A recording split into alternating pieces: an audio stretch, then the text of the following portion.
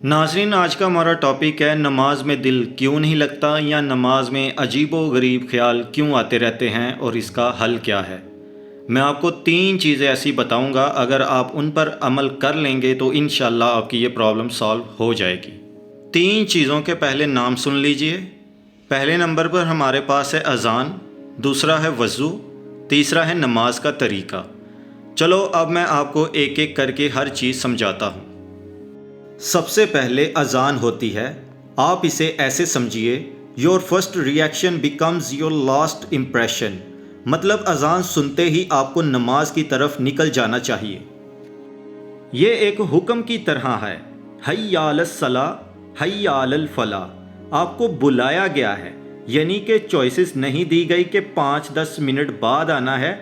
बुलाया गया है मतलब फ़ौरन आना है।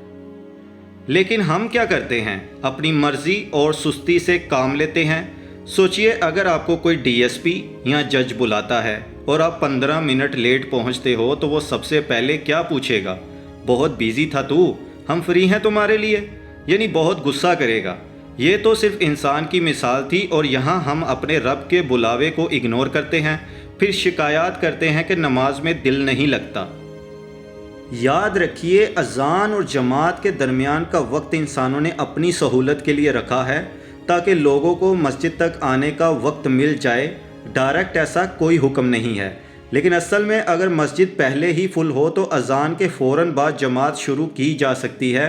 मक्का में ये अक्सर होता है, 1 मिनट भी इंतज़ार नहीं करते। नाज़रीन, अजान का हुक्म असल में एक ट्रेनिंग की तरह काम करता है, क्योंकि हम सब अपने अपने दुनियावी कामों में बिज़ी होते हैं और अचानक सब कुछ छोड़कर नमाज में दिल लगाना बहुत मुश्किल होता है। इसलिए अजान पहले दी जाती है ताकि आप अपने कामों से फ्री हो जाओ, अपने दिमाग को आराम दो और अपने फोकस को आहिस्ता आहिस्ता नमाज की तरफ ले आओ। ये पहली तैयारी है नमाज में दिल लगाने की। दूसरी चीज़ है वज़ू। नाज़रीन, यहाँ लोगों ने बहुत बड़ी नाइंसाफ़ी की है।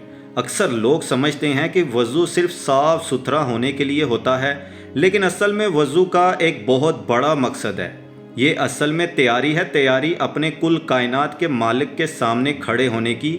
वो जो सबसे बड़ा बादशाह है, द परफेक्ट कुन फाया कुन का मालिक। अब आप खुद सोचिए, क्या उसके सामने खड़ा होने के लिए ये तैयारी सिर्फ एक आम चीज़ हो सकती है? आपने सुना होगा कि नमाज हर बुराई से रोकती है, लेकिन आपने देखा भी होगा कि बहुत से लोग नमाज पढ़ते हैं फिर भी उनसे एक भी गुनाह का मौका हाथ से नहीं जाता। अब सवाल है, ऐसा क्यों? सिंपल जवाब ये है, क्योंकि उनको वज़ू का असल मकसद ही नहीं पता। वज़ू को सिर्फ एक रूटीन समझा गया है, असल मैसेज लोग भूल गए हैं। लेकिन ज़रा सोचिए, वज़ू का तरीका और गुनाह छोड़ने का तरीका इतना मैच क्यों करता है? एक इंसान अपने जिस्म के किन किन हिस्सों से गुनाह करता है? मैं आपको गिनवाता हूँ। हाथ, ज़ुबान, मुंह, आंखें, दिमाग, कान और पाँव। और अगर अब आप वज़ू के तरीके को देखो, क्या ये सेम पार्ट्स नहीं हैं जिनको हम धोकर साफ़ करते हैं? अब मैं आपको वज़ू का मकसद बताता हूँ। सबसे पहले आप हाथ धोते हो। हाथ धोकर आप गुनाहों से माफ़ी मांगते हो जो हाथों से किए। कूली करके ज़ुबान के गुनाहों से माफ़ी मांगते हो। मुंह और चेहरे धोकर चेहरे और आँखों के गुनाह धो देते हो। बाजू, अपनी ताकत के गुनाह साफ़ करते हो। सर का मसा, दिमाग के बुरे ख्यालात साफ़ करते हो। कान धोकर जो बुरा सुना उसकी माफ़ी मांगते हो। पाँव धोकर उन पाँव के गुनाह माफ़ करवाते हो जो बुराई की तरफ चले। यानी असल में वज़ू सिर्फ फ़िज़िकली साफ़ सुथरा होना नहीं, बल्कि रूहानी गुनाहों से तौबा का प्रोसेस भी है, क्योंकि कोई भी गुनहगार बिना तौबा किए अपने रब से मुलाकात नहीं कर सकता। एक सिंपल मिसाल से समझाता हूँ। बिना बुरे काम छोड़े आप जज को कैसे कह सकते हो कि वो आपको बरी कर दे? जज तभी बरी करेगा जब आप पहले गलतियाँ छोड़कर सुधरने का इरादा करो। इसीलिए कहते हैं, अगर आप हराम के काम जैसे चोरी, ज़िना, शराब, कत्ल या जुल्म नहीं छोड़ते तो फिर आपकी इबादत का भी कोई फ़ायदा नहीं, क्योंकि इबादत के लिए पाक रहना शर्त है।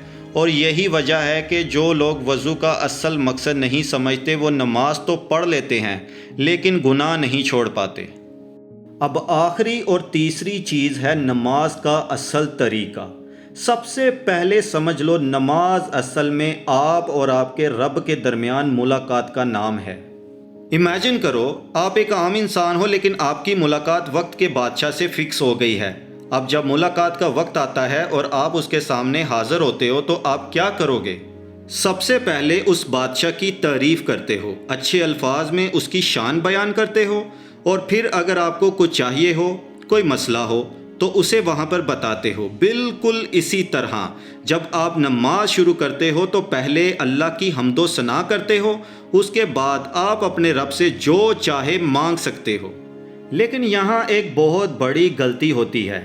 ہم نے سن لیا ہے کہ نماز کے بعد دعا کرنی ہوتی ہے، لیکن سوچو جب تم بادشاہ کے سامنے کھڑے تھے تب مانگنا چاہیے تھا، یا پھر جب میٹنگ ختم ہو گئی اور تمہیں باہر بھیج دیا گیا تب مانگو گے؟ ظاہر ہے سب لوگ کہیں گے جب بادشاہ سامنے تھا تبھی مانگنا چاہیے تھا۔ تو بھائی بالکل اسی طرح جب تم نماز پڑھ رہے ہوتے ہو تو اس وقت رب تمہارا بالکل سامنے ہوتا ہے۔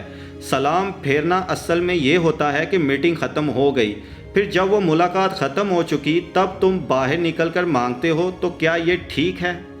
تو کہنے کا مطلب سمپل ہے، اگر آپ نماز کا طریقہ سیکھ لیں تو آپ نماز میں اپنے رب سے مانگنا شروع کر دیں گے تو آپ کا دل پھر کیسے نہیں لگے گا، اور خیال بھی یہاں نہیں آئیں گے۔ کیوں؟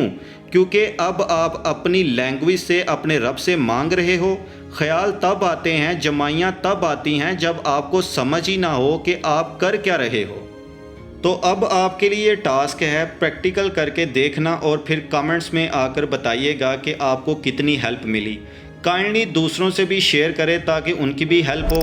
ملتے ہیں اگلی ویڈیو میں، تب تک اپنا خیال رکھیے گا۔